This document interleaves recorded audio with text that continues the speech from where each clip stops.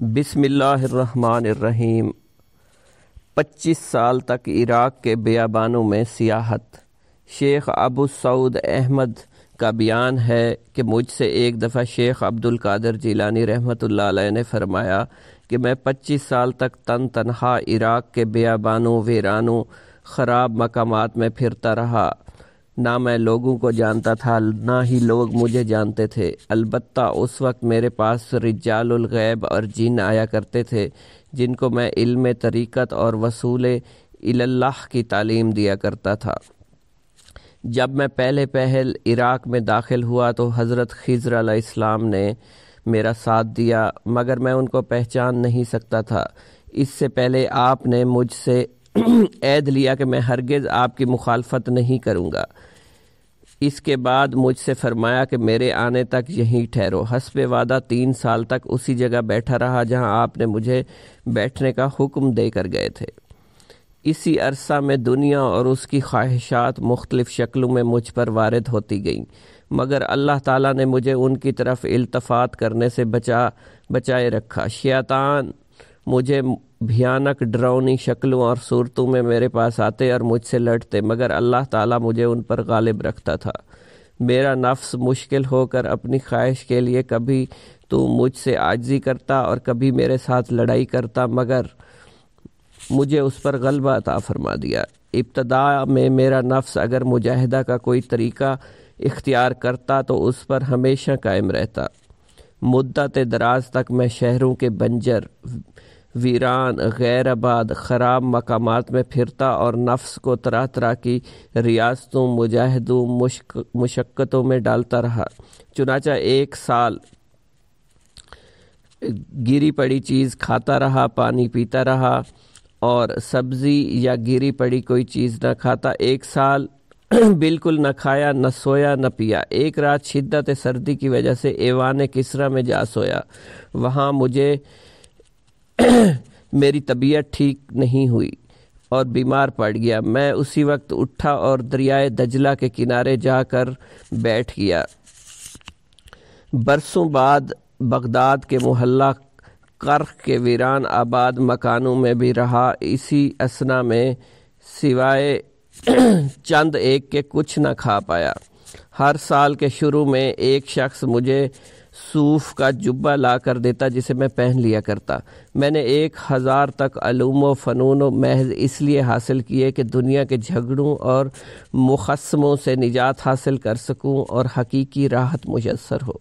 لوگ مجھے مجنون بتاتے تھے۔ جنگلوں اور بیابانوں میں نکل جاتا، برہنہ جسم کانٹوں پر لوٹتا، شور و غوغا کرتا، تمام بدن سے خون جاری ہو جاتا۔ لوگ مجھے شفا خانے میں لے جاتے، مگر میری حالت اور بھی ابتر ہو جاتی۔ مریض عشق پر رحمت خدا کی، مرض بڑھتا گیا جوں جوں توا کی۔ شیخ ابو عباس احمد یحییٰ بغدادی کا بیان ہے، میں نے حضرت شیخ عبد القادر جیلانی سے سنا، آپ فرماتے تھے کہ میں 40 سال عشاء کے وضو سے صبح کی نماز پڑھتا رہا اور 15 سال ساری رات ایک پاؤں پر کھڑے ہو کر صبح تک فی شب تک قرآن شریف کو ختم کرتا رہا۔ چنانچہ ایک رات ایک سیڑھی پر چڑھ رہا تھا، میرے نفس نے کہا کاش تو ایک گھڑی سو جائے، پھر تھوڑی دیر آرام کرنے کے بعد اٹھ کر عبادت کرے۔ جو ہی یہ ایک خطرہ میرے دل میں آیا میں وہیں ٹھہر گیا، پھر ایک پاؤں پر کھڑا ہو گیا، قرآن شریف شروع کیا، یہاں تک کہ اسی حالت میں اس کو ختم کر دیا۔ شیخ ابو العباس ہی کا بیان ہے، میں نے آپ سے سنا، آپ فرماتے تھے کہ میں برج اجمی میں 11 برس رہا۔ میں نے اس میں خدائے عہد کیا تھا کہ جب تک میرے منہ میں لقمہ دے کر مجھے کھانا نہ کھلایا جائے گا اس وقت تک کھانا نہیں کھاؤں گا، اور جب تک مجھے پانی نہیں پلایا جائے گا تب تک نہیں پیوں گا۔ چنانچہ متواتر 40 روز تک میں نے نہ کچھ کھایا اور نہ کچھ پیا۔ اس کے بعد ایک شخص کھانا لایا اور میرے آگے رکھ کر چلا گیا۔ بھوک کی شدت سے میرا نفس کھانے ہی کو تھا کہ آواز آئی، واللہ میں ہرگز اس عہد کو نہیں توڑوں گا۔ یہ خیال کرتے ہی میں نے باطن سے ایک چلانے والے کی آواز سنی کہ ہائے بھوک، ہائے بھوک۔ میں نے اس کی کچھ پرواہ نہ کی۔ اسی اثنا میں شیخ ابو سعید مخزومی وہیں سے گزرے۔ انہوں نے جو چلانے کی آواز سنی تو میرے پاس آ کر کہا کہ عبد القادر یہ کیا ہے؟ میں نے کہا یہ نفس کا قلق و اضطراب ہے، روح تو اپنے سوئے کے خیال میں مشغول حالت سکون و قرار میں ہے۔ آپ مجھے اپنے گھر لے گئے، وہیں سے کھانا کھلایا، یہاں تک کہ میں نے خوب سیر ہو کر کھایا۔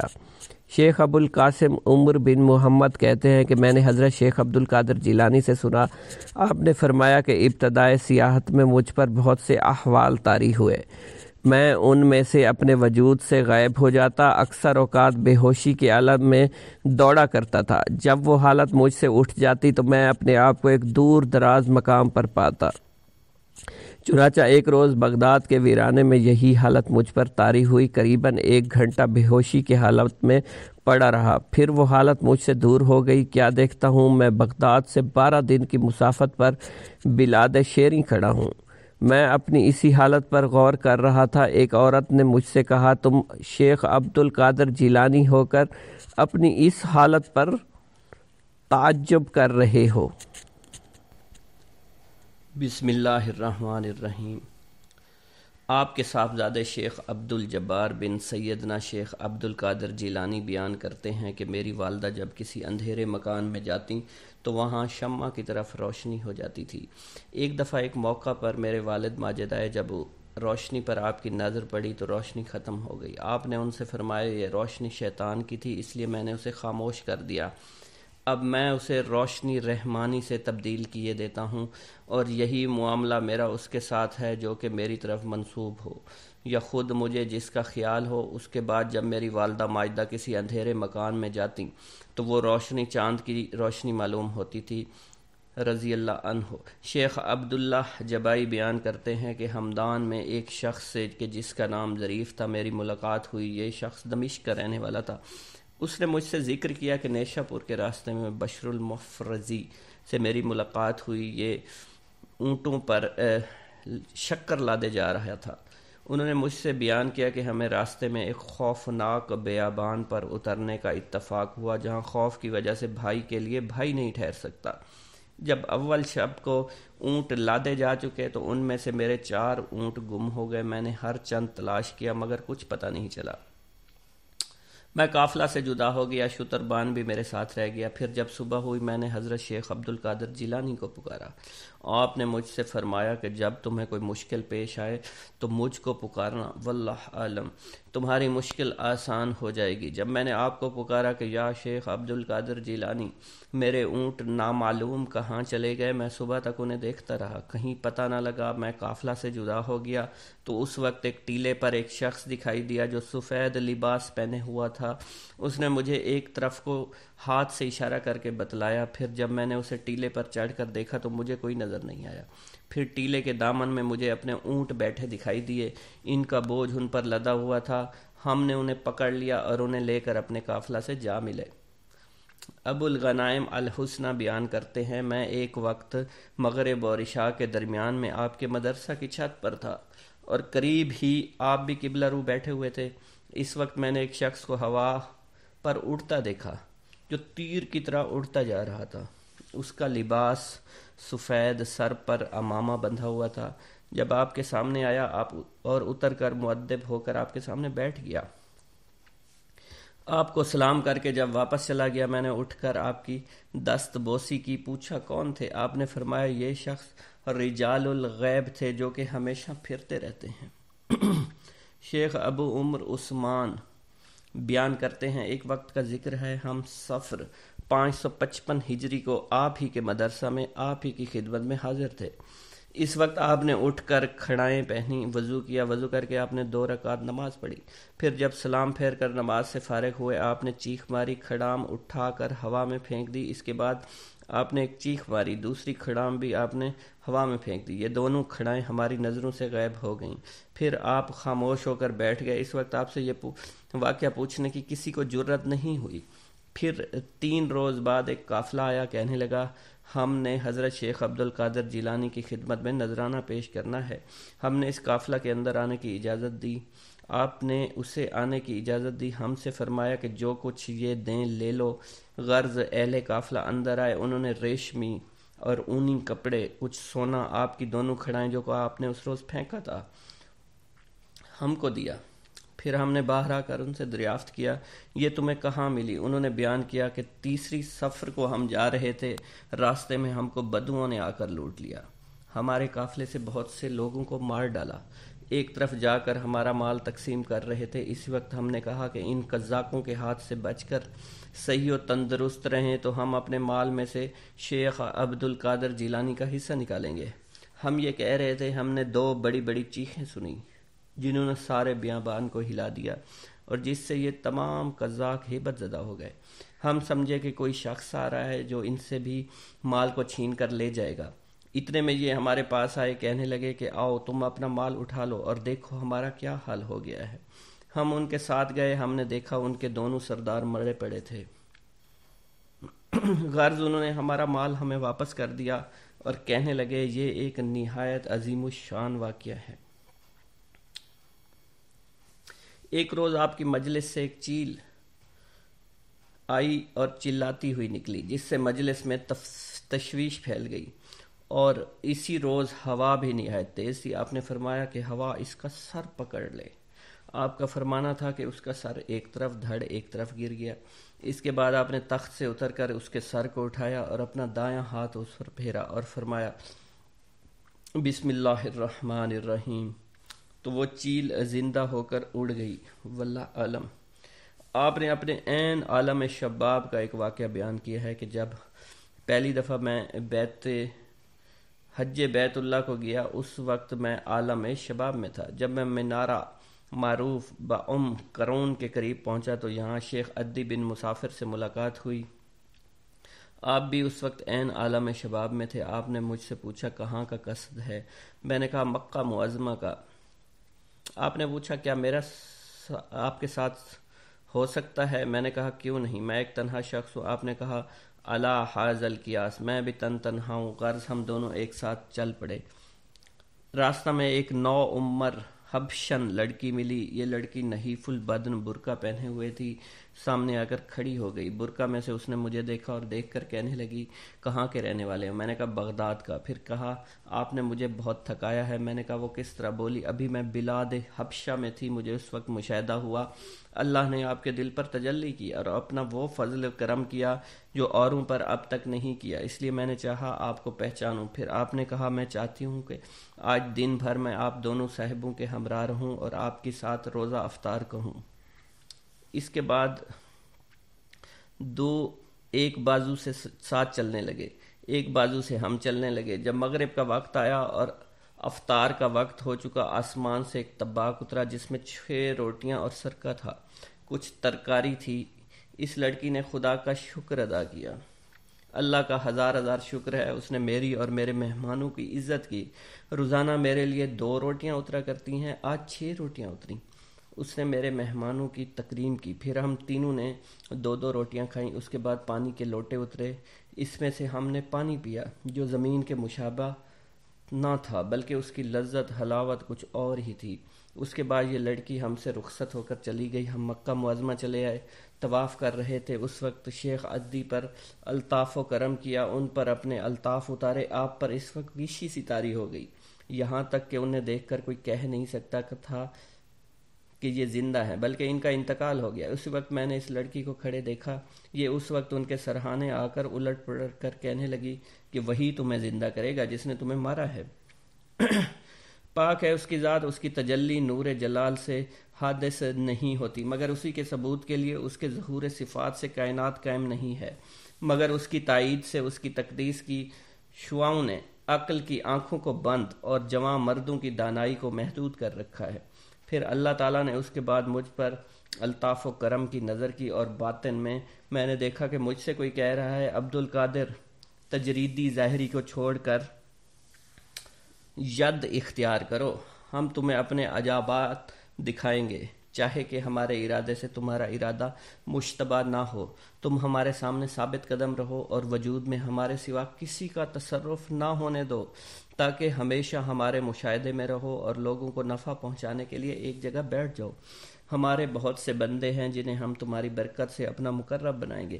اسی وقت مجھ سے اس لڑکی نے کہا اے نوجوان، مجھے معلوم نہیں آج کس حد تک تمہاری عظمت و بزرگی ہوگی، تمہارے لیے نورانی خیمہ لگایا گیا ہے، ملائکہ تمہارے ارد گرد ہیں، تمہیں دیکھ رہے ہیں، اور تمام اولیاء اللہ کی آنکھیں بھی تمہاری طرف لگی ہوئی ہیں، اور تمہارے مراتب اور مناسب کو میں دیکھ رہی ہوں۔ اس کے بعد یہ 9 عمر چلی گئی، پھر میں نے اس کو کبھی نہیں دیکھا۔ شیخ ابو محمد صالح بیان کرتے ہیں، شیخ ابو مدین نے مجھ سے فرمایا تم بغداد جاؤ اور شیخ عبد القادر جیلانی کی خدمت میں حاضر ہو جاؤ، آپ سے تعلیم فقر حاصل کرو۔ چنانچہ میں بغداد آ کر آپ کی خدمت میں حاضر ہوا تو میں نے آپ کو سب سے محیب پایا۔ آپ نے مجھے اپنے خلوت خانہ کے دروازے پر 20 روز تک بٹھایا۔ اس کے بعد آپ نے مجھ سے فرمایا صالح قبلہ کی طرف، اس طرف دیکھو۔ میں نے دیکھا، مجھے قبلہ نظر آیا۔ پھر آپ نے مجھ سے پوچھا کیا دیکھ رہے ہو؟ میں نے کہا کعبہ شریف۔ آپ نے مغرب کی طرف اشارہ کیا اور فرمایا کیا دیکھ رہے ہو؟ میں نے عرض کیا اپنے شیخ کو۔ پھر آپ نے فرمایا کیوں، کہاں جاؤ گے، کعبہ کی طرف یا اپنے شیخ کی طرف؟ میں نے عرض کیا اپنے شیخ کی طرف۔ پھر آپ نے فرمایا کہ اچھا ایک قدم میں جانا چاہتے ہو جس طرح سے تم آئے ہو؟ میں نے عرض کیا نہیں، بلکہ اسی طرح سے جس طرح کہ میں آیا ہوں۔ آپ نے فرمایا اچھا ایسا ہی ہوگا۔ پھر آپ نے فرمایا صالح تم فقر کو نہیں پا سکتے تا وقت کہ تم اس کی سیڑھی پر نہ چڑھو، اور اس کی سیڑھی توحید ہے، اور توحید کا دار و مدار اس پر ہے کہ تمام اور سارے حادثہ کو اپنی طرف سے مٹا دو۔ میں نے عرض کیا کہ حضرت مجھے آپ اس صفت سے موصوف کر دیجئے۔ آپ نے ایک نظر میری طرف دیکھا تو میرے دل سے تمام جذبات ارادہ کے جدا ہو گئے، جس طرح کہ شب دن سے جدا ہو جاتی ہے۔ اب تک میں آپ کی اسی توجہ سے لوگوں کو مستفید کرتا ہوں۔ شیخ عمر بزاز نے بیان کیا میں ایک روز آپ کی خدمت میں بیٹھا تھا، اس وقت آپ نے مجھ سے فرمایا فرزند من، اپنی پشت کو بلی کے گرنے سے بچاؤ۔ میں نے اس وقت اپنے جی میں کہا کہ چھت میں کوئی روزن تو ہے نہیں، میرے اوپر بلی کہاں سے گرے گی؟ میں نے اپنا یہ کلام پورا نہیں کیا تھا، ایک بلی میری پشت پر گر گئی۔ آپ نے میرے سینہ پر اپنے دستے مبارک مارا تو میرا دل روشن سورج کی طرح روشن ہو گیا۔ اس وقت مجھ پر تجلیات الہی ہونے لگی، اور اب روز بروز نور ترقی پاتا ہے۔ بغداد میں رہتے ہوئے بیت اللہ شریف کی زیارت۔ حضرت شیخ ابو صالح سے منقول ہے، حضرت شیخ ابو مدین مغربی نے مجھے حضور سیدنا غوث اعظم کی خدمت میں بغداد فقر کی تعلیم کے لیے بھیجا۔ آپ نے مجھے 20 دن تک اپنے خلوت خانہ کے دروازے پر بٹھائے رکھا، اور 20 روز گزرنے کے بعد مجھے قبلہ رو ہونے کا حکم دیا۔ جب میں قبلہ رو ہو گیا، آپ نے فرمایا اے ابو صالح اس طرف دیکھو۔ چنانچہ جب میں نے اس جانب دیکھا، آپ نے فرمایا کیا دیکھ رہے ہو؟ میں نے عرض کیا بیت اللہ شریف میری نظروں کے سامنے ہے۔ آپ نے مجھے حکم دیا کہ اب مغرب کی سمت دیکھو۔ میں نے اپنا چہرہ مغرب کی جانب کیا تو آپ نے دریافت فرمایا کیا دیکھ رہے ہو؟ میں نے عرض کیا میں اپنے مرشد پاک حضرت ابو مدین کو دیکھ رہا ہوں۔ ایک مرتبہ سنان نامی عیسائی پادری نے غوث اعظم کی محفل میں حاضر ہو کر سلام عرض کیا اور حاضرین میں کھڑے ہو کر بیان دیا کہ میں یمن کا رہنے والا ہوں۔ میں نے ارادہ کیا میں اسلام قبول کروں۔ اسی دوران میرے دل پہ یہ خیال پیدا ہوا کہ میں اس دور کی سب سے بڑی شخصیت کے دستے مبارک پر کلمہ پڑھوں۔ اس سوچ کے دوران مجھے نیند آ گئی۔ خواب میں مجھے حضرت سیدنا عیسیٰ علیہ السلام کی زیارت نصیب ہوئی۔ آپ نے مجھ سے ارشاد فرمایا کہ تم بغداد شریف چلے جاؤ اور شیخ عبد القادر جیلانی کے دست حق پر اسلام قبول کرو، کیونکہ اس وقت وہ روئے زمین پر تمام لوگوں میں افضل و اعلیٰ ہیں۔ حضرت شیخ عمر الکیمانی رحمۃ اللہ علیہ سے منقول ہے ایک مرتبہ حضرت سیدنا غوث اعظم کی خدمت میں 13 لوگ دائرہ اسلام میں داخل ہونے کے لیے حاضر ہوئے۔ ان لوگوں نے بیان کیا کہ ہم عرب کے عیسائی ہیں، ہم نے کلمہ پڑھنے کا ارادہ کیا، ابھی سوچ رہے تھے کہ کسی مرد کامل کے دست حق پر کلمہ پڑھیں، ہمیں ہاتف غیب سے آواز سنائی دی کہ بغداد جا کر شیخ عبد القادر جیلانی کے دست مبارک پر کلمہ پڑھو۔ حضرت ابو الحسن علی سے منقول ہے، فرماتے ہیں ایک مرتبہ ایک جماعت کثیر کے ہمراہ حضرت سیدنا غوث اعظم کی زیارت باسعادت کے لیے روانہ ہوا۔ اسی دوران بے شمار لوگ میرے پاس آتے رہے، اپنی مشکلات کے حل کے لیے مجھ سے کہتے رہے میں حضور سیدنا غوث اعظم سے ان کی سفارش کروں گا۔ حضرت ابو الحسن علی بن ملاعب القواس فرماتے ہیں رستے میں ایک بد اخلاق لڑکا بھی ہمارے قافلے میں شامل ہو گیا۔ مجھے اس کا علم تھا کہ یہ اکثر و بیشتر ناپاک رہتا ہے اور بول و براز کے بعد استنجا بھی نہیں کرتا۔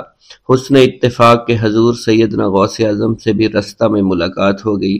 حضرت ابو الحسن علی فرماتے ہیں میں نے حضور سیدنا غوث اعظم کی خدمت میں لوگوں کے پیغامات پہنچائے اور پھر مجھ سمیت میرے ساتھ تمام موجودہ لوگوں نے آپ کے ہاتھ مبارک کو ازراہ عقیدت چومنا شروع کر دیا۔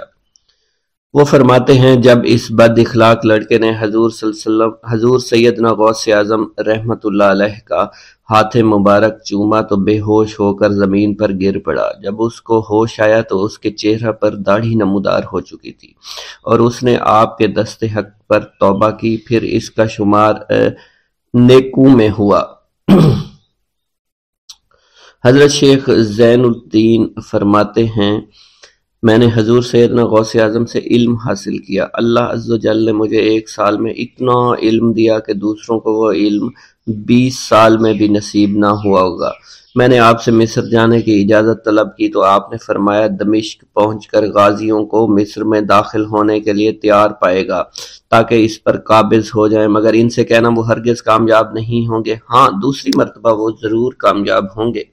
حضرت شیخ زین الدین فرماتے ہیں جب میں دمشق پہنچا میں نے وہی حال پایا آپ نے بیان فرمایا، میں نے ان سے کہا تو وہ نہ رکے۔ جب میں مصر پہنچا میں نے خلیفہ کو ان کو مقابلے کے لیے تیار کیا، میں نے خلیفہ سے کہا گھبراؤ نہیں، تم کامیاب ہو جاؤ گے۔ جب غازی مصر پہنچے تو ان کو شکست ہوئی۔ شیخ زین الدین فرماتے ہیں خلیفہ نے مجھے اپنا ندیم خاص مقرر کر دیا اور اپنے ہر راز سے مجھے واقفیت دے دی۔ پھر دوسری مرتبہ غازی آئے، انہوں نے مصر پر قبضہ کر لیا۔ مجھے حضور سیدنا غوث اعظم کے قول کے مطابق ہر ایک سے 1.5 لاکھ دینار ملے۔ مجھے مصر میں ہر خاص و عام میں مقبولیت حاصل ہو چکی تھی اور بے شمار لوگ میرے واعظ سے مستفیض ہونے لگے تھے۔ حضرت سیدنا غوث اعظم شیخ عبد القادر جیلانی کی خدمت میں ایک عورت حاضر ہوئی، آپ سے دعا کی درخواست کی کہ اس کے ہاں اولاد ہو۔ آپ نے مراقبہ میں جا کر لوح محفوظ کا مشاہدہ کیا تو وہاں لکھا تھا اس عورت کی قسمت میں اولاد نہیں ہے۔ آپ نے اللہ کے حضور اس کے لیے دعا فرمائی، غیب سے ندا آئی اس کے ہاں اولاد نہیں، آپ اس کے حق میں دعا جاری رکھیں، یہاں تک کہ غیب سے آپ کو ندا آئی کہ ہم نے آپ کی دعا کی بدولت اس کو 7 لڑکے عطا فرمائے۔ چنانچہ اس عورت کے ہاں یکے بعد دیگرے 7 لڑکوں کی دعا کی پیدائش ہوئی۔ حضرت شیخ ابو الخیر منقول ہے فرماتے ہیں میں شیخ ابو حسن اور شیخ خلیل بن احمد اور شیخ ابو عبداللہ کی خدمت میں حاضر تھے۔ آپ نے فرمایا تم سب اپنی اپنی حاجات بیان کرو، میں انشاءاللہ تمہاری حاجات پوری کروں گا۔ شیخ ابو سعود نے کہا کہ میں ترک دنیا اختیار کرنا چاہتا ہوں۔ شیخ ابو قائد نے کہا میں مجاہدی کی قوت چاہتا ہوں۔ شیخ ابوالزاز نے کہا کہ میں خوف الہی چاہتا ہوں۔ شیخ فارسی نے کہا اللہ کے ساتھ میرا ایک حال ہے جسے میں کھو بیٹھا میں چاہتا ہوں کہ میرا وہ حال لوٹ آئے۔ شیخ جمیل نے کہا میں حفظ وقت چاہتا ہوں۔ شیخ عمر نے کہا کہ میں علم کی زیادتی چاہتا ہوں۔ حضرت شیخ ابو الخیر محفوظ فرماتے ہیں حضور سیدنا غوث اعظم نے فرمایا انشاءاللہ تم سب کی حاجات جلدی پوری ہوں گی۔ چنانچہ آپ کا قول پورا ہوا اور تمام لوگوں کی حاجات پوری ہوئی ماں سوائے شیخ خلیل کے، کیونکہ حضرت شیخ خلیل نے قطبیت مانگی تھی جس کا ابھی وقت نہیں آیا تھا۔ حضرت ابو سعود فرماتے ہیں حضرت شیخ حماد دباس کی خدمت میں حاضر ہو کر عرض کیا حضور میں ملک شام کی جانب مال تجارت لے کر جانا چاہتا ہوں اور میرا یہ قافلہ تیار ہے، میرے پاس 700 دینار کا مال ہے۔ حضرت شیخ حماد دباس نے فرمایا اگر تم اس سال سفر کرو گے تو تم سفر میں ہی قتل کر دیے جاؤ گے اور تمہارا تمام مال و اسباب لوٹ لیا جائے گا۔ حضرت حماد باس کی بات سن کر وہ تاجر حضور سیدنا غوث اعظم کی خدمت میں حاضر ہوا اور حضرت حماد باس کی بات بیان کر دی۔ آپ نے فرمایا کہ تم سفر پر جاؤ، میں تمہارا ضامن ہوں۔ آپ کا فرمان سن کر وہ سامان تجارت لے کر شام پہنچا۔ اپنا تمام مال فروخت کرنے کے بعد وہ تاجر اپنے کسی کام سے حلب گیا۔ وہاں ایک مقام پر اس نے 1000 دینار رکھ دیا اور حلب میں اپنی قیام گاہ پر واپس آ گیا۔ اس نے خواب میں دیکھا عرب بتوؤں نے ایک قافلہ لوٹا ہے، قافلہ کے کئی آدمیوں کا قتل کیا ہے جس میں وہ شامل ہے۔ اس کے بعد وہ بیدار ہوا، گھبرا کر اس جگہ پہنچا جہاں اس نے 1000 دینار رکھے تھے۔ اس کے دینار وہیں پر رکھے اس کو مل گئے۔ دینار لے کر واپس قیام گاہ پہنچا، بغداد شریف واپس جانے کی تیاری شروع کر دی۔ جب وہ تاجر بغداد شریف واپس پہنچا تو پہلے حضرت حماد عباس کی خدمت میں حاضر ہوا تو آپ نے فرمایا کہ تم پہلے حضور سیدنا غوث اعظم کی خدمت میں حاضر ہو، کیونکہ وہ محبوب سبحانی ہیں۔ انہوں نے اللہ کے حضور تمہارے لیے 70 مرتبہ دعا مانگی، یہاں تک کہ تمہاری حقیقت کو خواب میں بدل دیا گیا۔ وہ تاجر آپ کی خدمت میں حاضر ہوا اور آپ نے حضرت حماد عباس کی بات کی تصدیق کی۔ حضرت شیخ ابراہیم قندوزی کی آمد۔ ایک دن حضرت خواجہ معین الدین چشتی حسب معمول درختوں کو پانی دے رہے تھے۔ حضرت شیخ ابراہیم قندوزی گھومتے پھرتے اسی باغ کی طرف آن نکلے۔ حضرت شیخ ابراہیم قندوزی اسی آبادی میں رہا کرتے تھے جہاں آپ مقیم تھے، اور وہ اللہ عز و جل کے عشق میں اس قدر ڈوبے ہوئے تھے کہ ان پر عشق حقیقی کی وجہ سے اکثر خود فراموشی کی حالت طاری رہتی تھی۔ آبادی کے بچے اور بوڑھے انہیں مجذوب کہا کرتے تھے اور قدر کی نگاہ سے دیکھا کرتے تھے۔ جس وقت آپ کی نظر حضرت شیخ ابراہیم قندوزی پر پڑی تو سب کام چھوڑ کر آپ ان کی جانب متوجہ ہو گئے۔ آگے بڑھ کر خوش آمدید کہا اور دست مبارک کو بوسہ دیا، پھر نہایت عزت اور احترام کے ساتھ ایک سایہ دار درخت کے نیچے بٹھایا۔ ان دنوں انگوروں کا موسم تھا، کچھ پکے ہوئے خوشے بیلوں سے اتار کر آپ کی خدمت میں پیش کیے اور خود باادب ہو کر دو زانوں بیٹھ گئے۔ حضرت شیخ ابراہیم قندوزی کو حضرت خواجہ معین الدین چشتی کی مہمان نوازی کا انداز بہت پسند آیا۔ آپ کا یہ ادب بہت بھلا محسوس ہوا۔ حضرت شیخ ابراہیم قندوزی پہچان گئے کہ یہ بچہ نہایت ہونہار اور راہ حق کا متلاشی ہے۔ حضرت شیخ ابراہیم قندوزی نے اپنی جیب سے ایک کھلی کا ٹکڑا نکالا، دندان مبارک سے چبا کر خواجہ معین الدین چشتی کے دہنے مبارک میں ڈال دیا۔ وہ کھلی کا ٹکڑا شباب معرفت کا جام تھا جسے پیتے ہی آپ پر خودی کی کیفیت طاری ہو گئی اور نگاہوں سے تمام حجابات دور ہو گئے۔ آنکھوں میں نور ہی نور چھا گیا، تعینات کے حجابات سامنے سے اٹھ گئے، جوش حیرت قلب پر طاری ہو گیا، آنکھیں کھلی کی کھلی رہ گئیں۔ یہ نہیں کہا جا سکتا حضرت خواجہ معین الدین چشتی اس حالت فراموشی میں کب تک آئینہ حیرت بنے رہے۔ جب آپ کو ہوش آیا تو ساقی جام معرفت محفل سے اٹھ چکا تھا، دل قابو سے باہر ہو گیا، طبیعت پر جبر کر کے دامن صبر قرار تھام کر کے بیٹھ گئے۔ عشق میں صبر چونکہ انتہائی دشوار ہوتا ہے، لہذا حضرت خواجہ معین الدین چشتی کو بھی قرار نہ رہا، اور جو جلوہ آپ کو حضرت شیخ ابراہیم قندوزی دکھا چکے تھے، اس جلوہ کو دیکھنے کے بعد آپ خود پر ایک دیوانگی کی ایک کیفیت طاری ہو چکی تھی، اور دنیا اور دولت، دنیا سب حقیر اور بے وقعت دکھائی دینے لگی۔ آپ کے قلب میں عشق خداوندی جوش مارنے لگا اور قلب تمام دنیاوی آلائشوں سے پاک ہو گیا اور دنیا سے بے پرواہ ہو چکا تھا۔ جیسے جیسے وقت گزرتا گیا، حضرت خواجہ معین الدین چشتی کی دیوانگی اور وارفتگی بڑھتی چلی گئی۔ آپ نے حضرت شیخ ابراہیم قندوزی کے ہاتھوں جام معرفت پینے کے تیسرے دن ہی اپنی تمام املاک فروخت کر کے اس رقم کو راہ خدا میں خرچ کر دیا اور خود معمولی ساز راہ لیا اور اپنے وطن اور اپنے عزیز و اقارب اور رفقا کی محبت کو خیر باد کہہ کر چل دیے۔ محبوب حقیقی کے سچے عاشقوں کا یہ دستور رہا ہے کہ وہ قرب یار پانے کے لیے سب سے پہلے علوم ظاہری کا زینہ طے کیا کرتے ہیں، پھر عمل کی دشوار گزار منزلوں کو طے کر کے علوم باطنی سیکھتے ہیں، تب کہیں جا کر انہیں جلوہ محبوب دکھائی دیتا ہے۔ خواجہ معین الدین چشتی نے بھی اپنے مطلوب تک رسائی کے لیے یہی راستہ اختیار کیا۔ اس زمانہ میں ترکستان کی سرحد پر واقع سمرقند اور بخارا کے عظیم الشان دارالعلوم عالمگیر شہرت رکھتے تھے۔ مشرق و مغرب کے ہزاروں طلبہ ہر سال علم کی دولت سے مالا مال ہونے کے لیے ان دارالعلوم کا رخ کیا کرتے تھے۔ حضرت خواجہ معین الدین چشتی نے تحصیل علوم و فنون کے لیے سمرقند بخارا کا انتخاب کیا۔ بخارا پہنچ کر آپ علم حاصل کرنے میں مشغول ہو چکے تھے۔ اگرچہ حضرت خواجہ معین الدین چشتی کی صغیر سنی کی تعلیم کے متعلق کسی سوانح نگار نے قلم کو جنبش نہیں دی کہ والدین نے آپ کو گھر میں ابتدائی تعلیم دی تھی، مگر سادات خراسان کے مقتدر خاندانوں سے تعلق اور عارف و کامل صاحب فضل و کمال باپ کی گود میں پرورش پانے والے حضرت خواجہ معین الدین چشتی بھلا کیوں کر ان پڑھ رہ سکتے تھے۔ حالات و واقعات کے سیاق و سباق میں غور کرنے سے معلوم ہوتا ہے کہ آپ نے اگرچہ زیادہ تعلیم تو نہیں، کم از کم قرآن مجید کی تعلیم اور علوم مروجہ کی ابتدائی کتابیں ضرور پڑھی ہوں گی، اور یہ بات بھی بعد از قیاس نہیں کہ قرآن مجید کے کچھ سپارے بھی حفظ کیے ہوں۔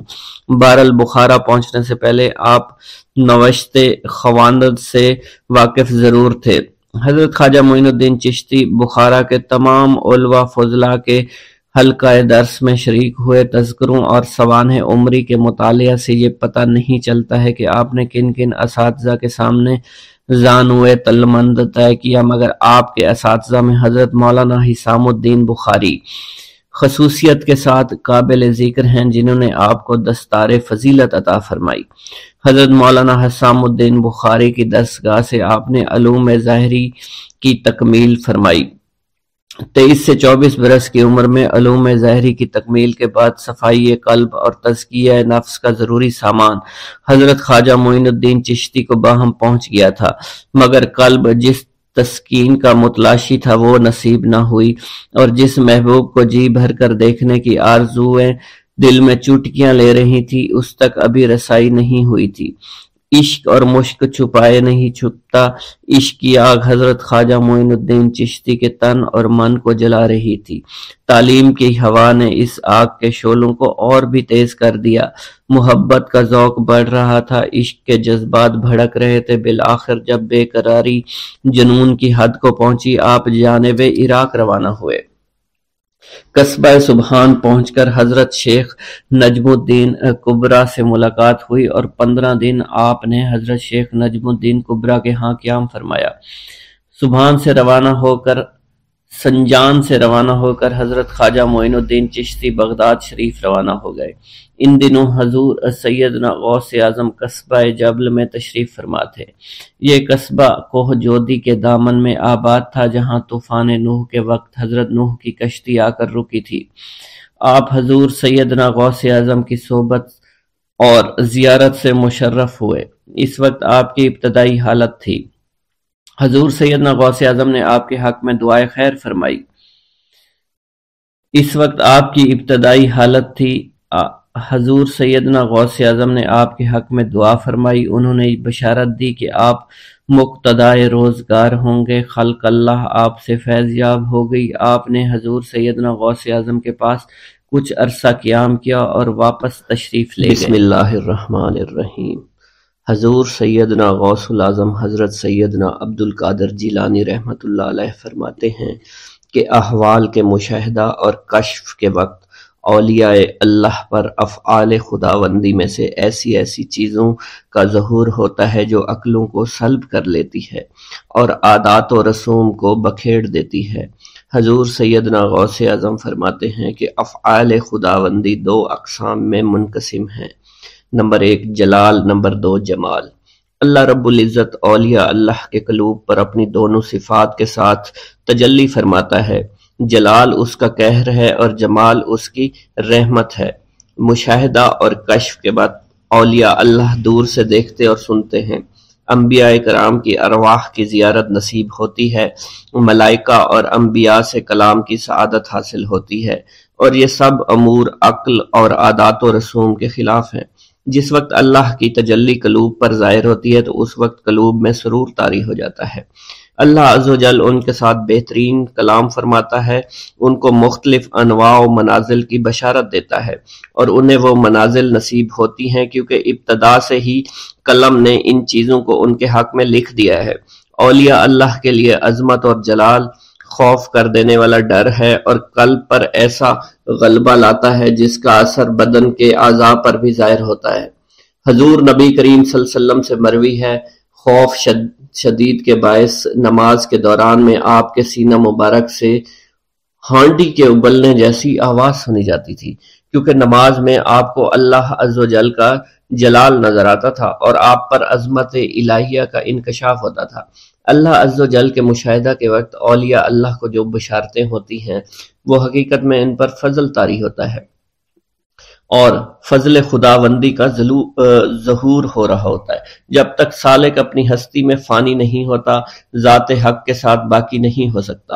اللہ رب العزت دولت وصال حاصل ہونے سے پہلے عاشقوں کو قرب وصال کی خوشخبری اس لیے دیتے ہیں کہ شاید شوق الہی کے سبب ان کی محبت حد سے گزرے، ان کی قوتیں منقطع ہو جائیں اور وہ ہلاک ہو جائیں۔ یقین کے 3 مرتبے ہیں: علم الیقین، عین الیقین، حق الیقین۔ علم الیقین کے مرتبہ پر فائز ہونے پر سالک کو اس راز کا علم ہو جاتا ہے کہ محبوب حقیقی عالم کی صورت میں جلوہ نما ہے، اور حضور نبی کریم صلی اللہ علیہ وآلہ وسلم اس شاہد لم یزلی کے لیے مرت نامہ ہے۔ پھر جب سالک ترقی کی منازل طے کرتا ہے تو وہ عین الیقین کے مرتبہ پر فائز ہو جاتا ہے، جس سے مراد یہ ہے کہ محبوب حقیقی حضور نبی کریم کی زیارت سے مشرف ہونے لگتا ہے اور اس کا یقین وحدت الوجود پر پختہ ہو جاتا ہے، اور پھر اسے بیداری میں بھی حضور نبی کریم کی حضوری کی سعادت نصیب ہوتی ہے۔ پھر سالک عین الیقین کی منازل طے کر کے حق الیقین کی منازل پر فائز ہوتا ہے اور اس کے قلب پر حقیقت محمد صلی اللہ علیہ وسلم کا ظہور ہوتا ہے۔ حضور سیدنا غوث اعظم حضرت سیدنا عبد القادر جیلانی رحمۃ اللہ علیہ فرماتے ہیں، اے سالک، تیرا حقیقی مقصد صرف اللہ ہے، یعنی تو اس جہان فانی میں صرف معرفت الہی کا شکار کھیلنے کے لیے آیا ہے، کیونکہ ارشاد باری تعالیٰ ہے، پس اللہ کی طرف دوڑو۔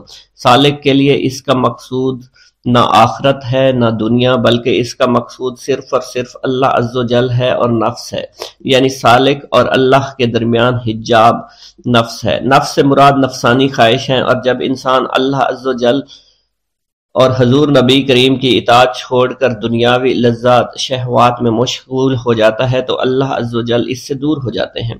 انسان 2 چیزوں کا مجموعہ ہے، بدن اور روح۔ اگر نفس کو غذا دی جائے تو بدن موٹا ہو جاتا ہے اور روح لاغر ہو جاتی ہے، اگر روح کو غذا دی جائے اور نفس کے ساتھ مجاہدہ کیا جائے تو اس سے روح موٹی تازی ہو جاتی ہے اور جسم لاغر ہو جاتا ہے۔ ارشاد باری تعالیٰ ہے، میں نے جن و انس کو اپنی عبادت کے لیے پیدا کیا ہے تاکہ وہ مجھے پہچانے۔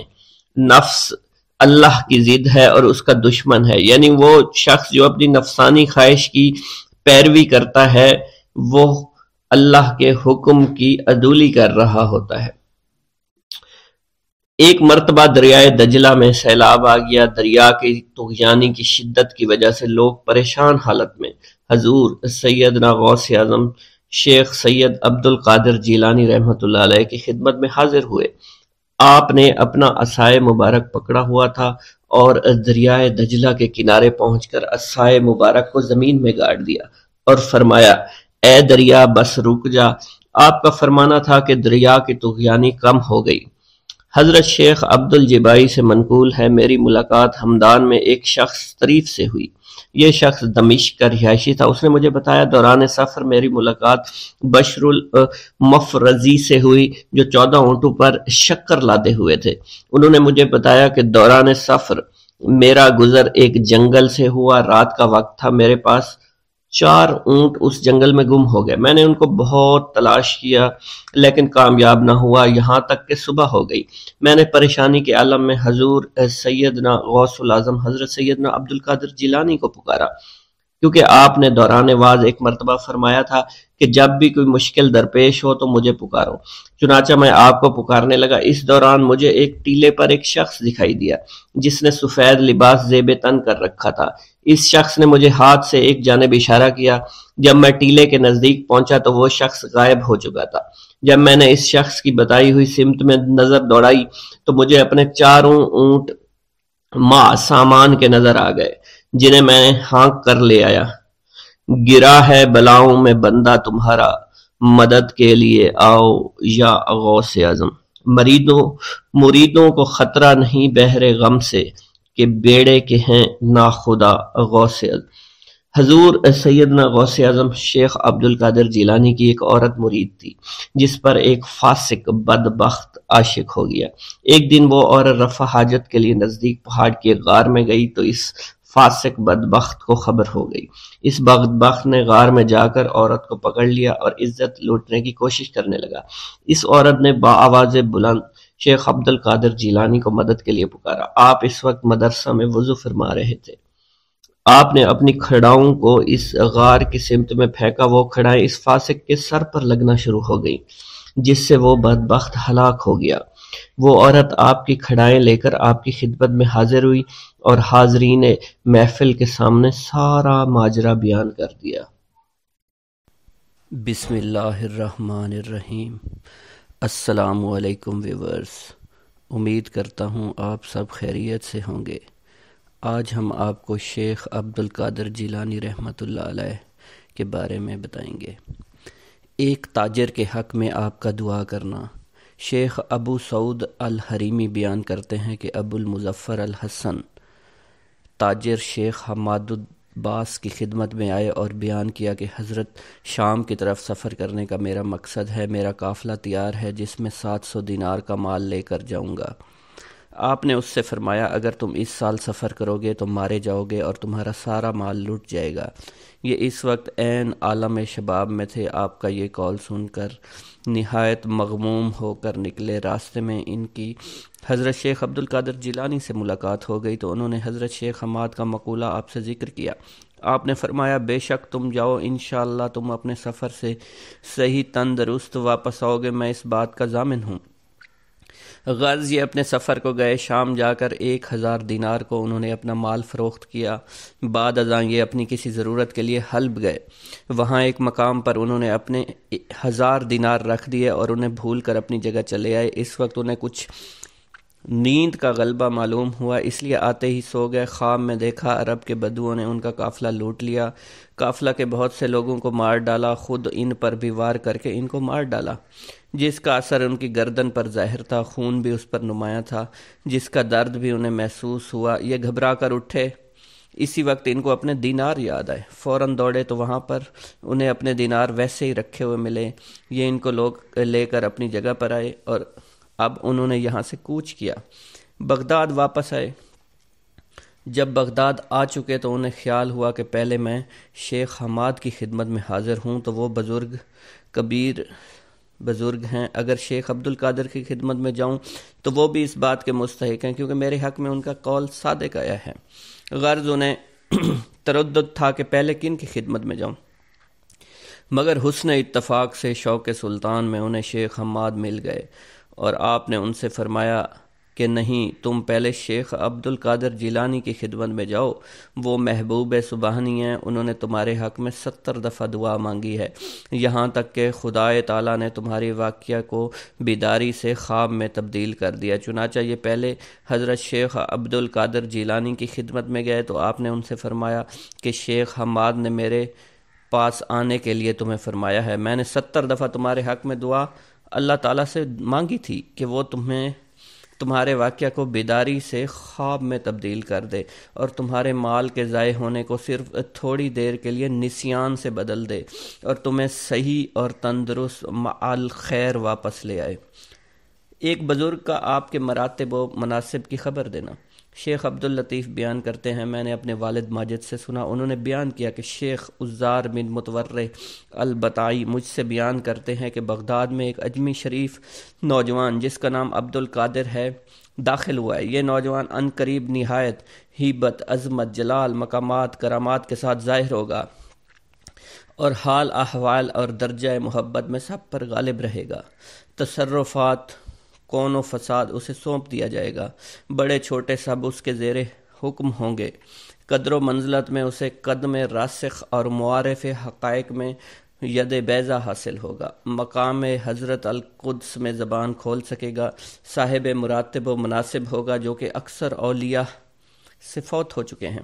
ایزن اسی طرح ایک بڑی جماعت نے آپ کے متعلق شیخ احمد رفاعی کا قول بیان کیا ہے کہ ہمارے شیخ منصور البطائخی کے روبرو حضرت شیخ عبد القادر جیلانی کا ذکر ہوا تو آپ نے ان کی نسبت فرمایا کہ وہ زمانہ ان قریب آنے والا ہے کہ ان کی طرف رجوع کیا جائے گا، عارفین میں ان کی وقت و منزلت زیادہ ہوگی اور وہ ایسے حال میں وفات پائیں گے کہ اس وقت اللہ اور اس کے رسول کے نزدیک روئے زمین میں ان سے زیادہ اور کوئی محبوب نہیں ہوگا۔ تم میں سے جو کوئی اس وقت تک زندہ رہے تو اسے لازم ہے کہ ان کی عزت و حرمت کو پہچانے، ان کی قدر کرے۔ شیخ محمد بن الخضر بیان کرتے ہیں، میں نے اپنے والد ماجد سے سنا، انہوں نے بیان کیا کہ میں ایک وقت شیخ عبد القادر جیلانی کی خدمت میں حاضر تھا۔ مجھے اس وقت خیال آیا کہ مجھے شیخ احمد رفاعی سے بھی نیاز حاصل کرنا چاہیے۔ مجھے یہ خیال آتے ہی آپ نے فرمایا کہ خضر لو، شیخ احمد رفاعی سے ملاقات کرو۔ میں نے آپ کی طرف نظر ڈولائی، مجھے ایک ذی ہیبت بزرگ دکھائی دیے۔ میں نے اٹھ کر سلام کیا، ان سے مصافحہ کیا۔ انہوں نے مجھ سے پوچھا، خضر، جو شخص کے شیخ عبد القادر جیلانی جیسے اولیاء اللہ کو دیکھ لے تو پھر اسے مجھ جیسے شخص سے ملنے کی کیا آرزو، کیونکہ میں بھی تو آپ کے ہی زیر اثر ہوں۔ اس کے بعد آپ مجھ سے غائب ہو گئے۔ آپ کی وفات کے بعد پھر شیخ موصوف کی خدمت میں حاضر ہوا تو میں نے دیکھا کہ آپ وہی بزرگ ہیں جن کو میں نے آپ کے بازو کے پاس بیٹھا ہوا دیکھا۔ آپ نے مجھ کو فرمایا کہ تمہیں میری پہلی ملاقات کافی نہیں ہوئی۔ شیخ عبد البطائی بیان کرتے ہیں کہ شیخ عبد القادر جیلانی کی حیات بابرکات میں مجھے شیخ احمد رفاعی کی خدمت میں حاضر ہونے کا اتفاق ہوا تو میں جا کر آپ ہی کے نزدیک ٹھہرا اور کئی روز تک ٹھہرا رہا۔ ایک روز آپ نے مجھ سے فرمایا کہ آپ کچھ شیخ عبد القادر جیلانی کے حالات جو کچھ آپ کو معلوم ہوں بیان کریں۔ میں آپ کے حالات بیان کر رہا تھا، اتنے میں ایک شخص آیا، شیخ احمد رفاعی کی طرف اشارہ کر کے مجھ سے کہنے لگا کہ تم ہمارے سامنے آپ کے سوا کسی کا ذکر نہ کرو۔ تو آپ نے نہایت غصے ہو کر شخص کی طرف دیکھا، وہ مر گیا۔ پھر آپ نے فرمایا، شیخ عبد القادر جیلانی کے مراتب کو کون پہنچ سکتا ہے؟ آپ وہ شخص ہیں کہ بحر شریعت جس کی داہنی طرف، بحر حقیقت جس کی بائنی طرف ہے، جس میں سے چاہے پانی بھر لے۔ اس وقت آپ کا کوئی جواب نہیں۔ نیز میں نے آپ سے سنا اس وقت اپنے بھتیجوں شیخ ابراہیم العراب اور ان کے برادران ابو الفرح عبد الرحمن نجم الدین کو اس وقت آپ ایک شخص کو جو بغداد جانے والے تھے رخصت کر رہے تھے۔ اس بات کی وصیت کی جب تم بغداد پہنچو تو شیخ عبد القادر جیلانی سے پہلے اگر آپ زندہ ہوں تو وہ کسی کے پاس نہ جانا، اگر وفات پا گئے ہوں تو آپ کی قبر سے پہلے اور کسی کی زیارت نہ کرنا، کیونکہ آپ کے لیے عہد لیا جا چکا ہے کہ جو صاحب حال بغداد جائے آپ سے ملاقات نہ کرے تو اس کا حال سلب ہو جائے گا۔ اس پر افسوس ہے جس سے آپ سے ملاقات نہیں ہوگی۔ شیخ خلیفہ تلمیذ شیخ ابو سعید کیلوبی بیان کرتے ہیں کہ مجھے ایک دفعہ بلاد سواد میں جانے کا اتفاق ہوا۔ وہاں میں نے ایک شخص کو ہوا میں بیٹھا ہوا دیکھا۔ میں نے اسے سلام کیا، اس سے پوچھا آپ ہوا میں معلق کیوں بیٹھے ہیں؟ انہوں نے بیان کیا کہ میں ہوا و ہوس کو چھوڑ کر تقوی پرہیزگاری کے تحت بیٹھا ہوا ہوں۔ شیخ بیان کرتے ہیں پھر جب میں حضرت شیخ عبد القادر جیلانی کی خدمت میں حاضر ہوا، میں نے اس شخص کو پھر آپ کے سامنے قبطۃ الاولیاء میں معلق ہوا میں مؤدب بیٹھے ہوئے دیکھا۔ اس وقت انہوں نے بہت سے حقائق و معارف کی باتیں کی، آپ سے دریافت کی جنہیں میں مطلق سمجھا نہیں۔ پھر آپ وہاں سے اٹھ گئے اور صرف میں رہ گیا۔ میں نے ان سے کہا کہ آپ یہاں موجود ہیں؟ انہوں نے کہا کیوں نہیں، کیونکہ ایسا ولی اور مقرب بھی ہے جس کی اس در پر آمد و رفت نہ ہو۔ پھر میں نے ان سے دریافت کیا کہ اس کی کیا وجہ ہے کہ میں آپ کا کلام مطلق نہیں سمجھا؟ انہوں نے کہا کہ ہر مقام کے احکام جدا ہوتے ہیں، ہر حکم کے معنی علیحدہ، ہر معنی کی عبارت، اور اس عبارت کو وہی سمجھ سکتا ہے کہ جو کہ اس کے معنی سے واقف ہو، اور معنی سے وہی واقف ہوتا ہے جو کہ حکمت سے آگاہ ہو، حکمت سے وہی آگاہ ہوتا ہے جو مقام عالی پر پہنچا ہو۔ اس کے بعد میں نے آپ سے کہا آپ نہایت مؤدب ہو کر آپ کے سامنے بیٹھے ہیں، تو انہوں نے کہا میں آپ کے سامنے مؤدب ہو کر کس طرح نہ بیٹھوں، حالانکہ آپ نے 100 رجال غیب پر جو ہوا میں معلق رہتے ہیں اور جن کے بجز مستثنیٰ لوگوں کے اور کوئی نہیں دیکھ سکتا، مجھے افسر بنایا ہے اور میں ہر طرح کے تصرفات کی آپ نے مجھے اجازت دی ہے۔ خلیفہ موصوف بیان کرتے ہیں کہ اس وقت امر ولایت آپ ہی کی طرف متنبع تھا۔ جس طرف آپ نظر اٹھا کر دیکھتے اسی طرف کے رہنے والے خواہ وہ مشرق و مغرب کے کسی حصہ میں رہتے ہوں کانپ اٹھتے تھے۔ آپ کی برکت و توجہ سے اس میں ترقی اور تضاعف کے امیدوار رہا کرتے تھے۔ شیخ عمر البز بیان کرتے ہیں کہ ایک روز کا واقعہ ہے، میں جمعہ کے دن آپ کے ہمراہ نماز جمعہ پڑھنے جا رہا تھا۔ اس روز راہ میں کسی نے آپ کو سلام نہیں کیا۔ مجھے خیال گزرا ہر جمعہ کو لوگوں کے ازدحام کی وجہ سے نہایت مشقت اور دشواری سے مسجد تک پہنچتے ہیں، مگر آج آپ کو کسی نے سلام نہیں کیا۔ مجھے اس کا خیال گزرنا تھا کہ لوگ چاروں طرف سے آپ کو سلام کے لیے دوڑے۔ پھر آپ مجھے دیکھ کر مسکرائے۔ میں نے اپنے جی میں کہا کہ یہ اور بھی بہتر ہے، تو آپ پھر مسکرائے اور فرمایا کہ عمر، تم نے یہی چاہا تھا نا، کہ تمہیں یہ معلوم نہیں کہ لوگوں کے دل میرے ہاتھ میں ہیں، خواہ ان کی طرف کھینچ لوں اور خواہ اپنی طرف روک کے رکھوں۔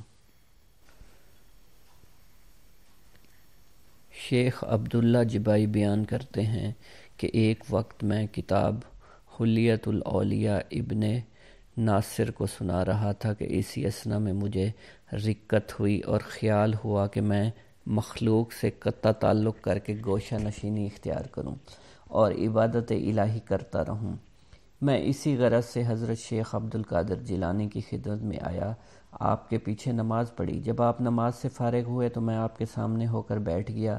آپ نے مجھے دیکھ کر فرمایا، تم مخلوق سے قطع تعلق کرنا چاہتے ہو، مگر ابھی نہیں، اول تم علم حاصل کرو، مشائخ طریقت کی خدمت میں رہ کر ان سے ادب اور سلوک سیکھو، تو تمہیں اس وقت مخلوق سے انقطاع کرنا جائز ہوگا۔ اگر تم اس سے پہلے گوشہ نشینی اختیار کرو گے تو تمہاری مثال مرغ بے پر کی ہوگی۔ جب تمہیں کوئی دینی مشکل پیش ہوگی تو اس کو پوچھنے کے لیے باہر نکلو گے۔ گوشہ نشین ایسا شخص ہونا چاہیے جو کہ شمع کی طرح روشن ہو، تاکہ لوگ اس کی نورانی روشنی سے فائدہ اٹھا سکیں۔ شیخ عبدالعباس الخضر نے بیان کیا ہے کہ ہم کئی لوگ ایک شب کو حضرت شیخ عبدالقادر جیلانی کے مدرسہ میں حاضر تھے۔ خلیفۃ المستجب باللہ ابو المظفر یوسف بن المختصہ امر اللہ آپ کی خدمت میں حاضر ہوا اور سلام کر کے آپ کے سامنے مؤدب ہو کر بیٹھ گیا۔ خلیفہ موصوف اس وقت آپ سے نصیحت کرنے کی غرض سے آیا اور اپنے ساتھ 10 تھیلیاں زر نقد بھروا لایا۔ یہ تھیلیاں خلیفہ موصوف نے آپ کے سامنے پیش کی۔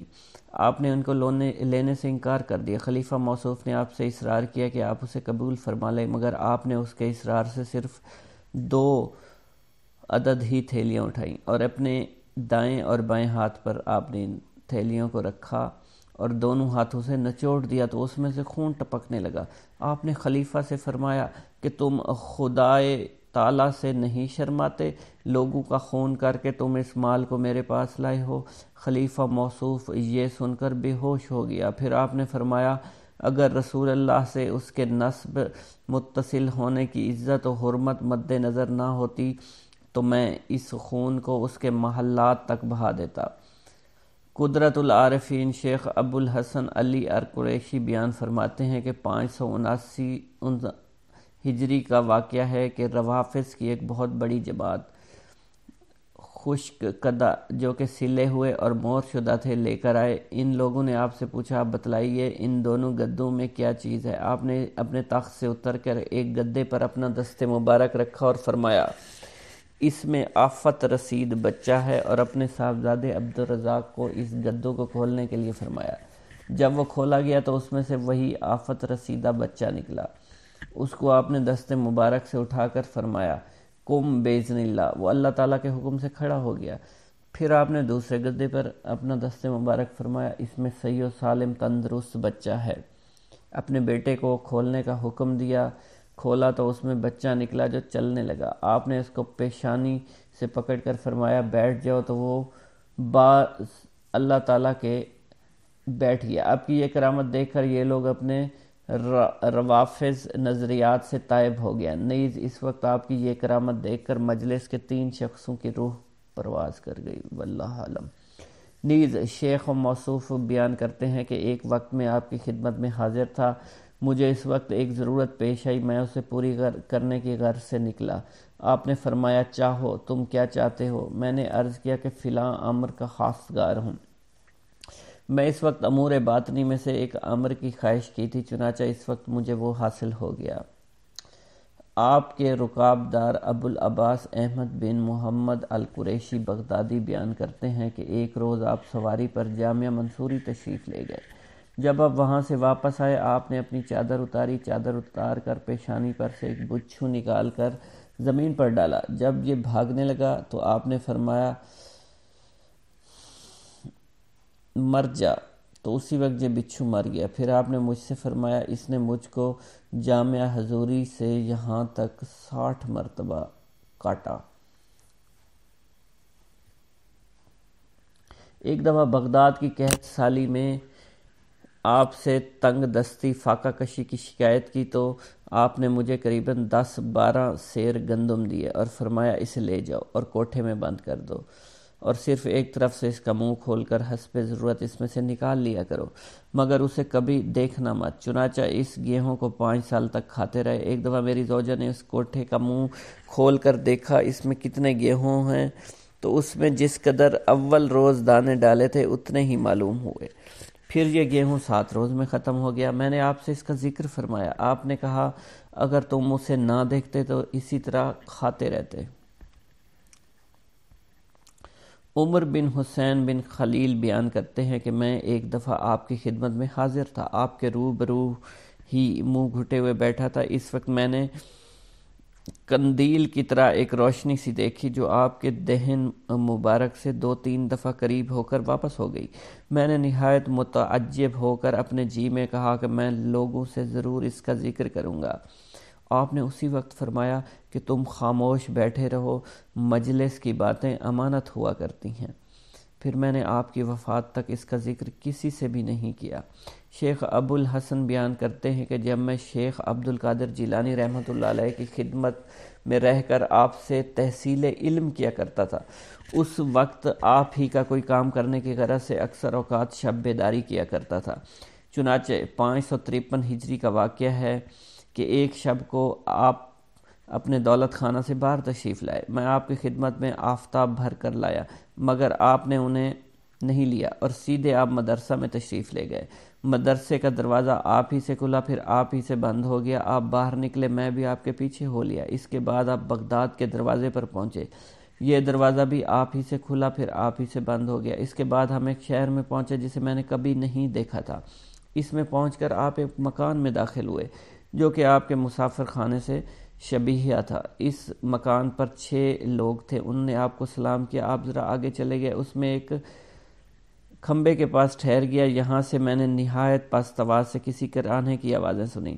کچھ منٹ بعد یہ آہٹ بند ہو گئی۔ اس کے بعد جہاں سے یہ آہٹ سنائی دیتی تھی ایک شخص اس طرف گیا اور وہاں سے ایک شخص کو کندھے پر اٹھا لایا۔ اس کے بعد ایک اور شخص جس کی مونچھیں دراز تھی، سر برہنہ تھا، آ کر آپ کے سامنے بیٹھ گیا۔ آپ نے اس کو کلمہ شہادت 3 دفعہ پڑھا کر اس کی مونچھیں تراشی، اسے ٹوپی پہنائی اور محمد اس کا نام رکھا اور فرمایا مجھے حکم ہوا ہے یہ شخص متوفی کا قائم مقام ہوگا۔ ان سب نے کہا بصر و چشم۔ پھر آپ وہاں سے روانہ ہوا۔ ہم تھوڑی دور چلے تھے، بغداد کے دروازے پر پہنچے۔ جس طرح پہلی دفعہ دروازہ کھلا بند ہوا، اسی طرح اب بھی دروازہ کھلا اور بند ہوا۔ اس کے بعد آپ مدرسہ تشریف لے اور مکان میں چلے گئے۔ جب صبح کو میں نے آپ سے سبق پڑھتے بیٹھا ہوا تھا تو میں نے آپ کو قسم دلا کر پوچھا کیا واقعہ تھا؟ آپ نے فرمایا یہ جو شہر تم نے دیکھا یہ نہاون تھا، جو کہ اطراف اور قرب و جوار میں ایک شہر کا نام ہے، اور یہ 6 اشخاص ابدال ونجا میں سے تھے، اور 7ویں شخص جس کی آہٹ سنائی دیتی تھی یہ بھی انہی میں سے تھے، اور اس وقت وہ وفات پانے والے تھے۔ اس لیے میں ان کے پاس گیا، اور جس شخص کو میں نے کلمہ شہادت پڑھایا وہ نصرانی اور قسطنطنیہ کا رہنے والا شخص تھا۔ مجھے حکم ہوا تھا کہ وہ شخص ان کا قائم مقام ہوگا، اس لیے وہ میرے پاس لایا گیا۔ اس نے اسلام قبول کر لیا، اب وہ ابدال و انجا میں ہے، اور جو شخص اپنے کندھے پر ایک شخص کو لایا تھا وہ ابوالعباس حضرت خضر علیہ السلام تھے۔ آپ اسے لے کر آئے تھے تاکہ وہ متوفی کا قائم مقام بنایا جا سکے۔ یہ بیان فرمانے کے بعد آپ نے مجھ سے اس بات کا عہد لے لیا کہ میں آپ کی زیست تک اس کا واقعہ بیان نہ کروں، اور فرمایا تم میری زندگی میں کسی راز کو افشا مت کرنا۔ ابو سعید بغدادی بیان کرتے ہیں 537 ہجری کا واقعہ ہے، میری ایک دختر مسمات فاطمہ ایک خانہ کی چھت پر گئی تو اسے کوئی جن اٹھا کر لے گیا۔ اس کی ہنوز شادی نہیں ہوئی تھی، 16 برس کا اس کا سن تھا۔ میں نے حضرت شیخ عبد القادر جیلانی کی خدمت میں حاضر ہو کر واقعہ بیان کیا تو آپ نے مجھ سے فرمایا تم بغداد کے محلہ کرخ کے ویرانے میں جا کر 5ویں ٹیلہ کے نزدیک بیٹھ جاؤ، اپنے ارد گرد حصار کھینچ لو۔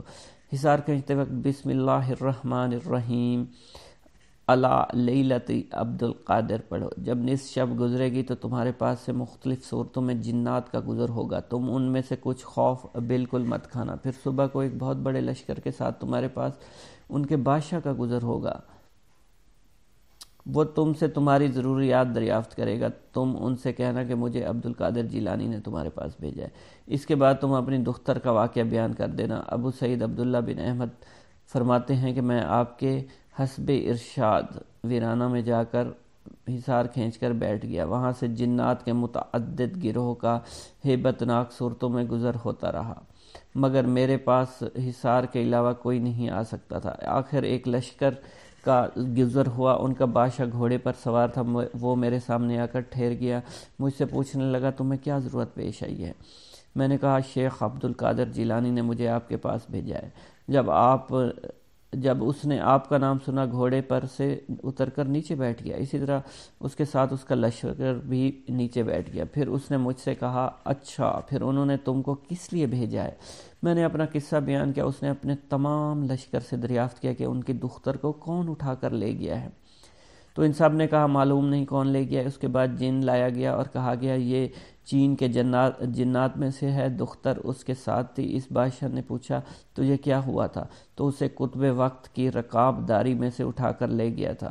اس نے کہا کہ یہ دختر مجھے اچھی لگی تھی اس لیے میں اس کو اٹھا کر لے گیا۔ بادشاہ نے اس کا کلام سنتے ہی اس کی گردن اڑا ڈالی اور لڑکی کو میرے حوالے کر دیا۔ اس کے بعد میں نے بادشاہ سے کہا آج کے سوا مجھے آپ لوگوں کا حضرت شیخ عبد القادر جیلانی کی تابعداری کرنا معلوم نہ تھا۔